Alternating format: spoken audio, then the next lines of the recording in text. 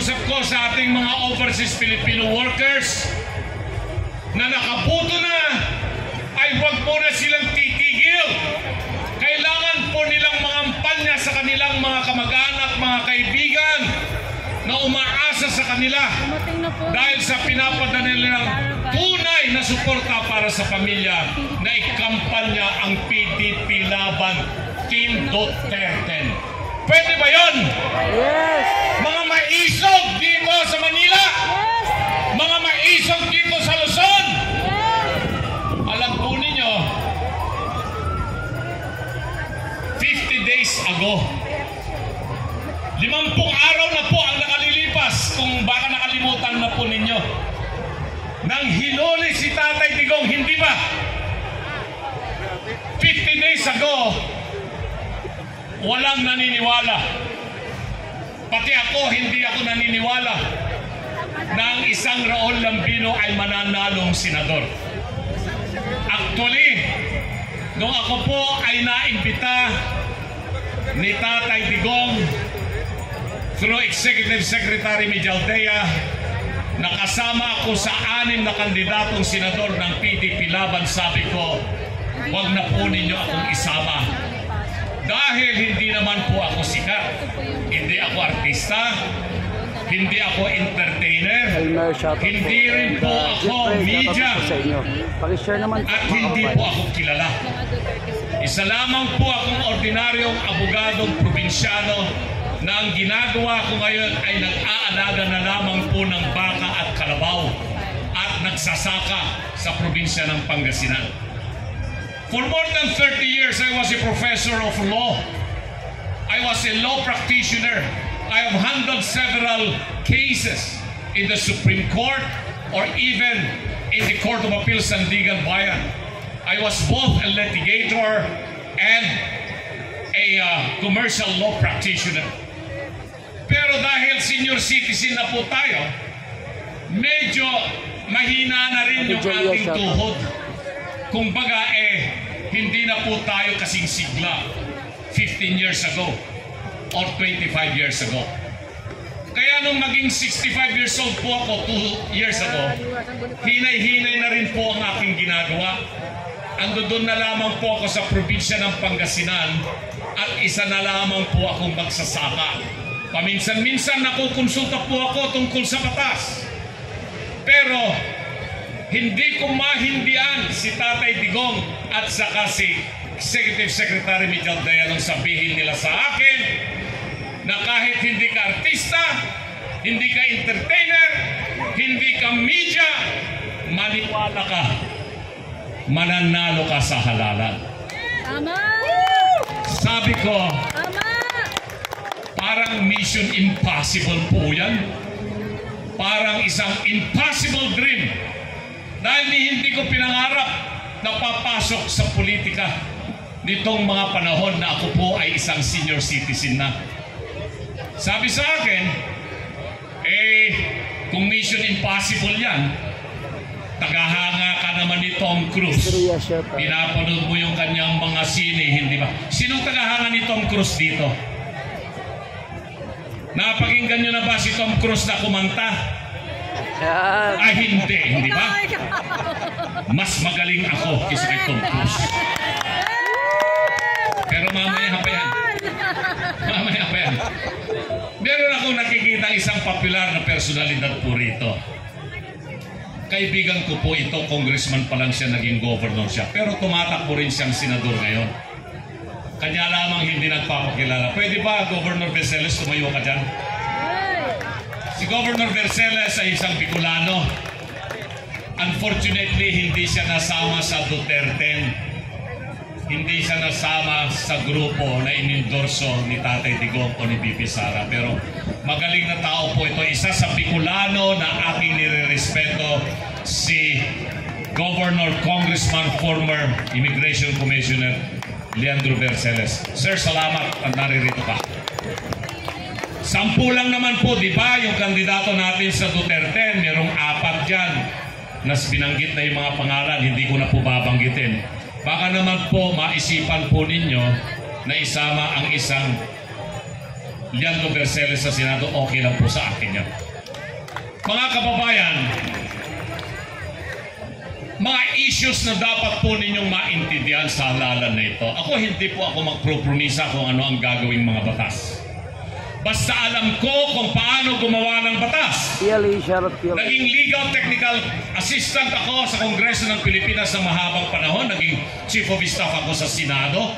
Naging consultant ako sa Commission on Appointment. So, pagbalangkas ng batas, pagkikipagdebate, kung ano man po yan, alam ng isang attorney Lambino ang gagawing mga batas. Ang masasabi ko lamang ay dapat mas kalidad na batas ang mga dapat gawin. At yung mga nandyan ng mga batas na hindi na po tumutugon sa mga pangangailangan ng bayan at ng mamamayang Pilipino, dapat silang baguhin, ripasuhin at pagtibayin upang magiging angkop sa kasalukuyang sitwasyon. Tulad lamang po ng Foreign Investment Act. Ayan, nung ako po ay nasa Kongreso ng Pilipinas bilang isang legal assistant, kasama po ako doon sa mga staff na gumawa po ng Foreign Investment Act. Ganyan din ang Foreign Service Act. Ganyan din yung AFP Modernization Act, Business Conversion Development Authority, Solid Waste Management Act, at iba't iba pa. Pero yung mga batas na yan ay mga 20 taon na, 30 taon na, matatanda na yung mga batas na yan at hindi na angkop sa sitwasyon ngayon dahil nga po sa mabilis na teknolohiya at siyentipiko na nangyayari sa buong mundo. Ganyan din ang Local Government Code of 1991. Ang tagal-tagal na po yan. Eh bakit hanggang ngayon hindi pa rin natin mapaunlad ang agrikultura sa probinsya? Dahil ayaw bitawan ng national government ang kapangyarihan pagdating sa pagsuporta sa agrikultura at sa kasamang magsasaka at mangingisda. Tangan-tangan pa rin yan ng national government na sana ang local government units, yung mga leader na magagaling, ay sila dapat ang mauunang magbigay suporta sa ating mga magsasaka. Tama! Ripasuhin lang natin yan. Madali lang pong gawin yan. Pangalawa, yung issue sa korupsyon.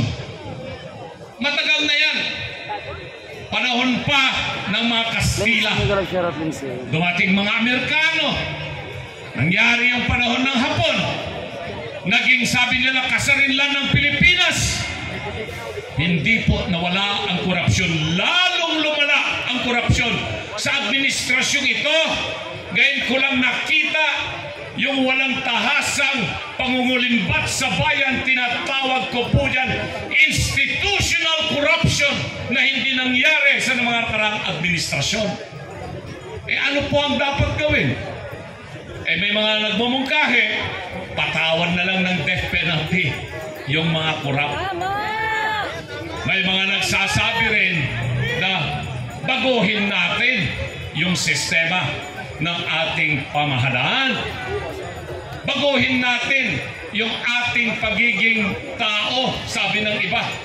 Na ang problema ay hindi yung sistema, kung hindi yung karakter ng tao. Karakter ng tao. Lahat po yan ay totoo.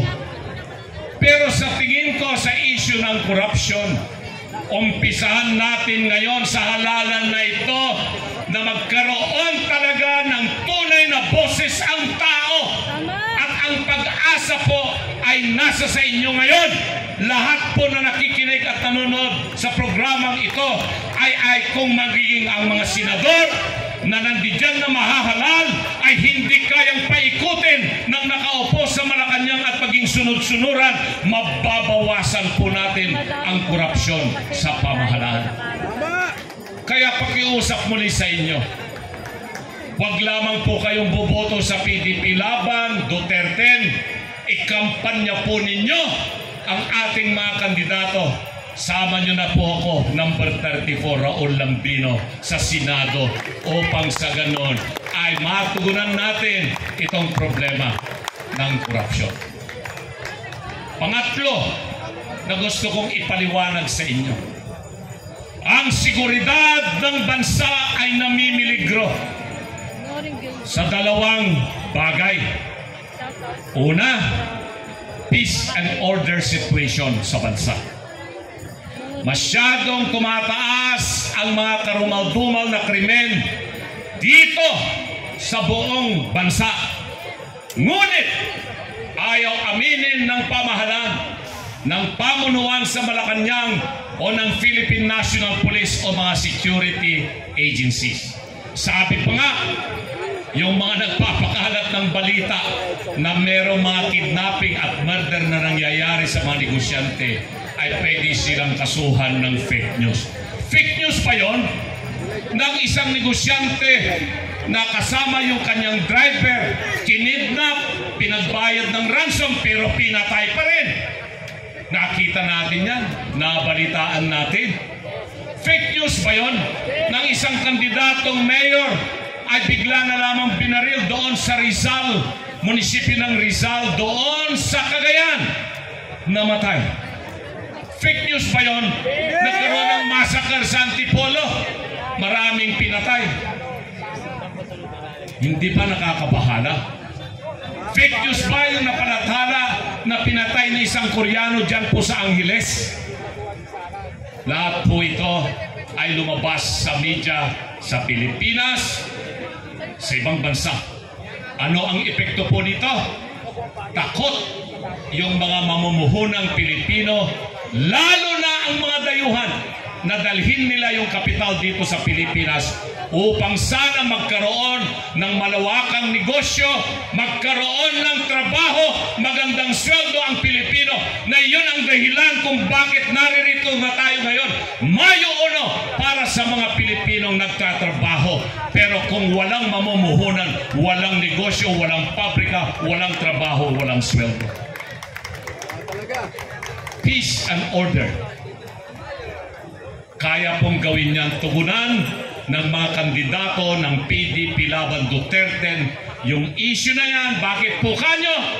Dahil ang isa sa mga senatorial candidates natin na re-electionist, parating na siya ngayon pagkatapos kong magsalita, ipapaliwanag ni Senator Bato yung kanyang panukala para paigtingin ang peace and order. Isang bahagi ng seguridad. At ito ay mas malala kaysa peace and order.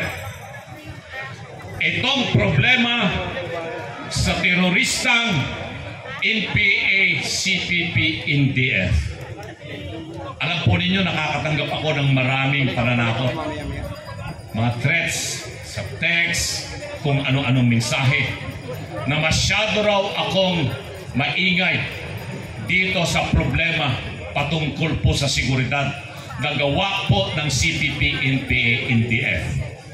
Bakit po kanyo? Ito, tahasan kong sinabi noon pang 2 buwan nakakaraan na merong ugnayan ang pamahalaan ngayon at ang CPP, NPA para pabagsakin ang mga Duterte. Terorista!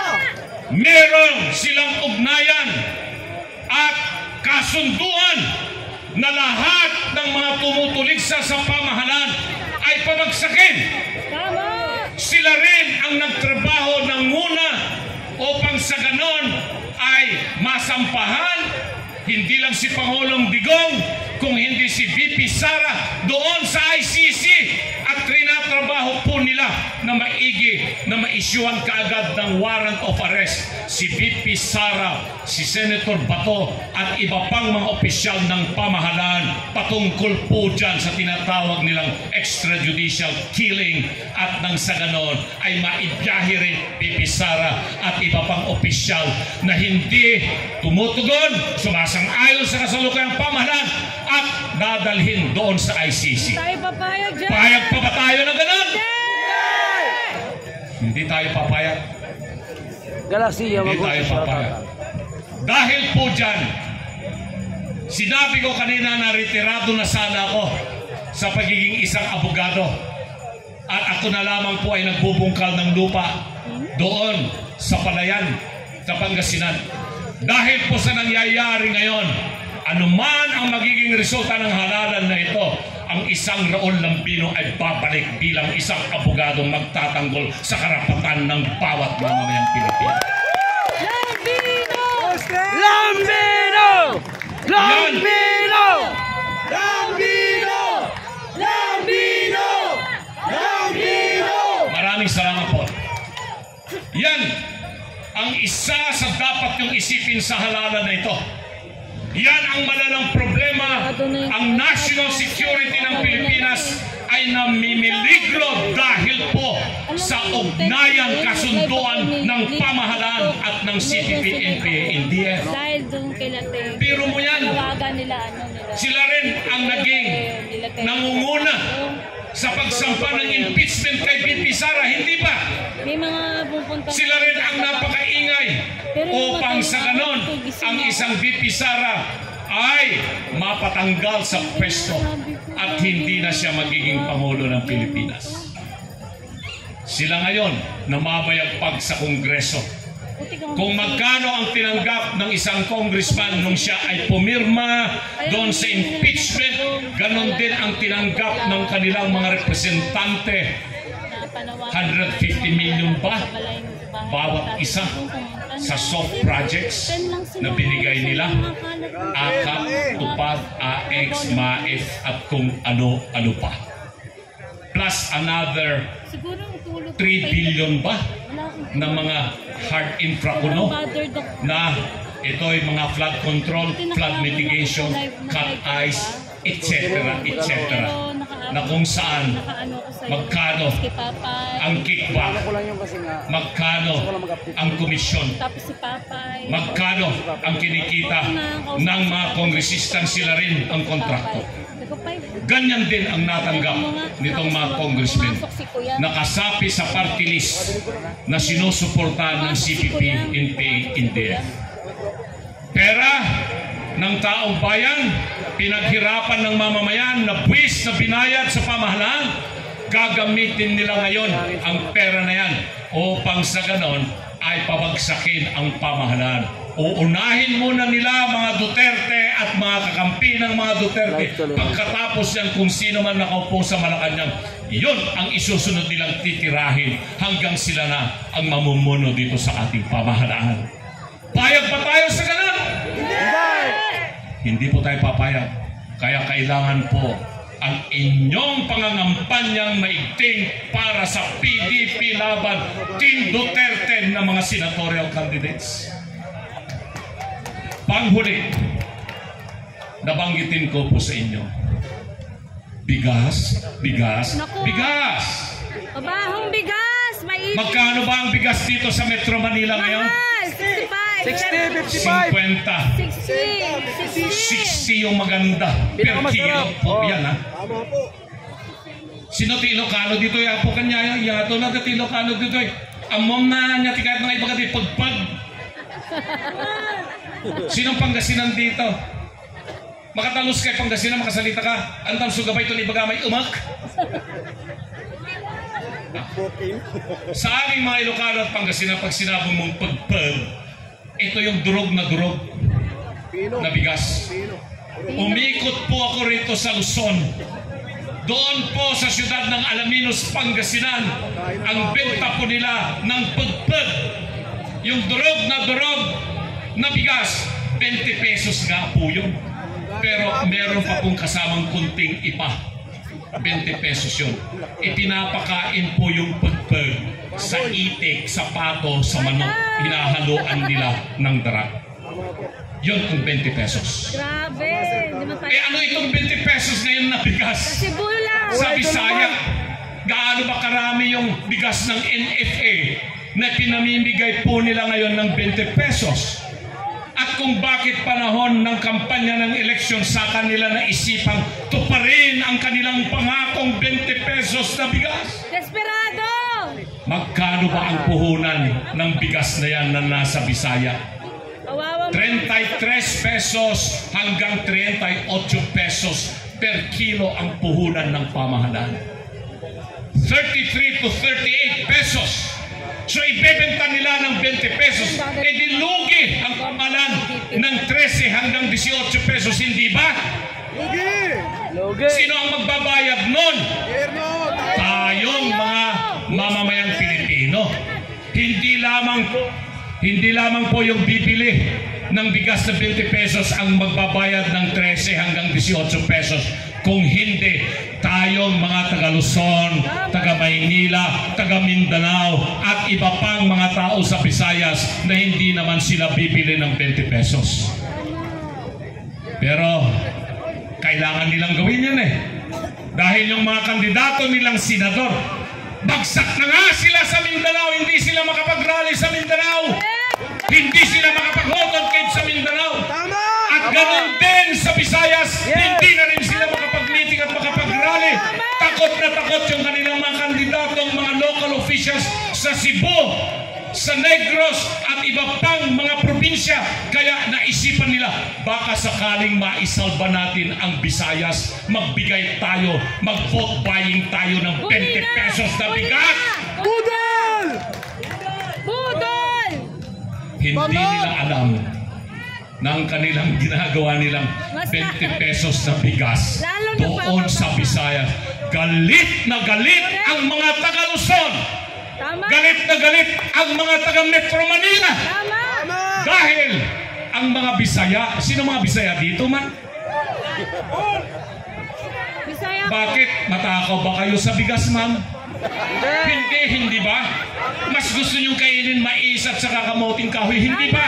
At siyempre karne at saka isda, hindi ba? Gulay! So ibig sabihin nun, optics lamang, pang media lamang, pang press release lamang. Bakit hindi nila dalhin yung 20 pesos na bigas dito sa Metro Manila at Luzon at bilhin natin lahat yung bigas na 20 pesos na yan? Yes!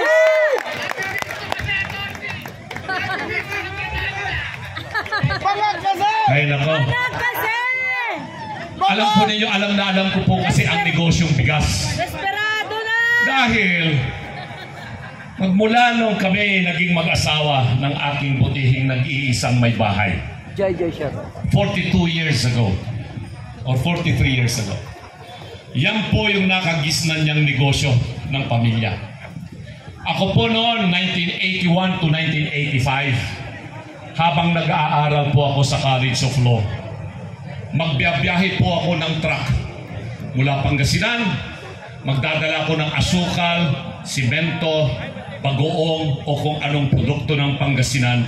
Ibiyabiyahe ko po yan patungo po ng Cagayan Valley. Umpisan ko sa Nueva Ecija. Magtitinda na po ako roon sa mga bayan-bayan, Lupao, San Jose, Santa Fe, Nueva Vizcaya, hanggang makarating po ako ng Tugigaraw kung saan ko mabebenta lahat yung mga produktong galing ng Pangasinan. At yung mapagbebentahan naman po, ibibili ko po ng palay sa Isabela o kaya sa Cagayan o Kalinga. Kabisado ko po yung negosyo na yan. Alam ko po ang takbo ng negosyo ng rice trading. Kaya hindi po nila may tatago sa akin. Alam ko rin po yung korupsyon na ginagawa ng pamahalaan dyan. Kaya hindi nila sinusuportan yung mga magsasakang Pilipino. Ang ginagawa po nila katulad noong nakarang 2 buwan. Maganda ang ani ng ating mga magsasaka sa Pangasinan, sa Bulacan, sa Nueva Ecija, sa Pampanga, sa Bela, Cagayan. Kaganda po. Ganon din po sa Mindanao, North Cotabato, South Cotabato, Maguindanao, Sultan Kudarat. Yung mga lugar po yan, taniman po ng mga palay. At ang ganda po ng resulta ng ani.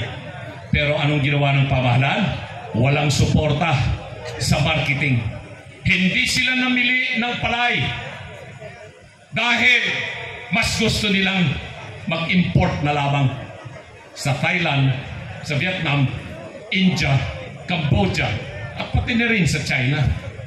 Kung may importasyon kasi, if there is an importation, there is transaction, and every transaction, there is commission. Kawawa ang magsasaka. Correct! Kawawa. 14 pesos, 15 pesos, 16 pesos per kilo ng palay ang bintahan. Sinong nakinabang? Mga traders, middlemen. Nilalagnat. Pero yung magsasaka, lugi siya. Nilalagnat kanino. 120, 140 kabans ang kanyang inani sa 1 hektarya, pero nabinta lamang ng 14 pesos, 15 pesos per kilo yung palay. Patay si magsasaka. Tapos ngayon, ang pamahalaan Tuloy. magbibigay ng murang-murang bigas, 20 pesos sa ating mga kababayan sa Bisaya. Bakit po? Gusto po nilang itong eleksyon na ito. Naubusan na sila ng perang pang-ayuda. Ubus na yung budget ng 2025. Tapos na yung akap. Wala na yung 3,000. Wala na yung 5,000. Sino nakatanggap dito ng 5,000, 3,000? Honest lang. Oh, okay lang. Binulsa mo yan. Pero alam ko, Duterte ka pa rin, hindi ba? Yes! Yes! Alam ko. Kaya wala na silang may bibigay na ayuda ngayon. Ang kanilang ibibigay na susunod itong 10 araw na lalalabit manggagaling na sa bulsa nila. Yung ibibigay sa mga butante. At alam niyo yung mga politikuan, masakit sa kanila na ilabas yung kanilang pera sa bulsa at ipamigay. Kung meron pa silang makukuhang pera sa gobyerno, kukunin nila yun. At ito ngayon ang naisipan nila. Bigas! Bigas! Bigas! Ipapamigay po nila ng 20 pesos. Vote buying po yan. Hindi ko alam kung kukuha sila ng approval sa COMELEC para sila makapagbigay. Dahil walang guidelines yan. Hindi katulad ng 4Ps, yung Pantawid Pamilya Program transfer, conditional transfer, merong guidelines. Pero lahat ng ibang ayuda, wala. Kagagawan na lamang po yan ng mga congressmen at mga senador. Tapos ngayon, ito, bigas. Pero, alam na po ng mga taong bayan yan, yung issue. Maliwanag na po sa kanila ang issue.